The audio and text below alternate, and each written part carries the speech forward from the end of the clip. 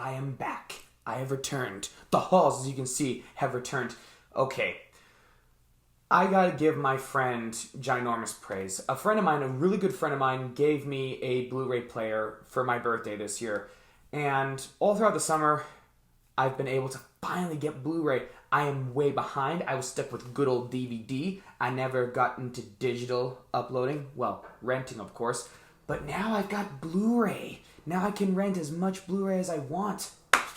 Oh yeah!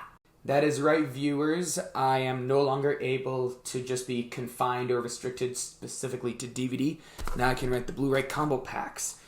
And, as you can see, I rented a whole bunch of Blu-rays. Start off with, of course, childhood favorite, Jumanji. Love Jumanji, Robin Williams. One of his best films. At the peak of his fame.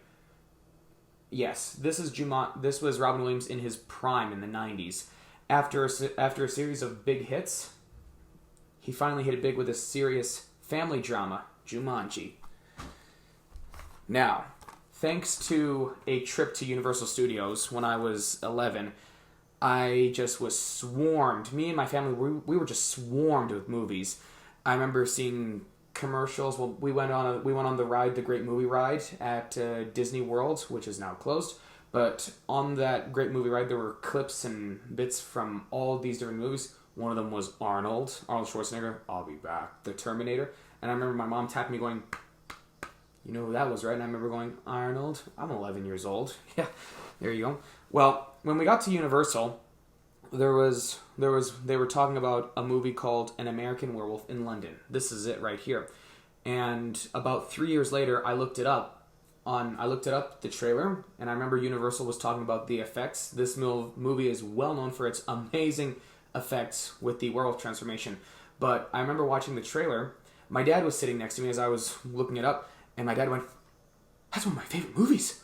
And after watching clips and bits and pieces of it, finally I watched it. Love it.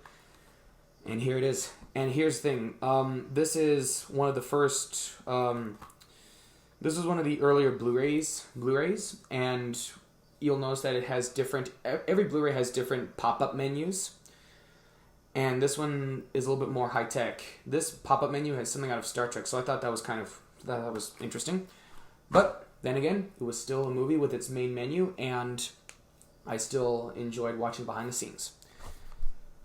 The best anime film I've watched all year, Belle, Belle. Not the Beauty and the Beast character of the same name, but the anime character, this girl right here, Belle. Belle is an amazing anime. I think it's become my second favorite, all-time favorite anime movie. Belle tells the story of a girl who is very shy girl, but she has an amazing singing voice, and she takes refuge on an app called You. In You, she becomes Belle, an amazing music sensation. Basically, she becomes the Taylor Swift and Elvis Presley of You, which is the app. And I thought, wow.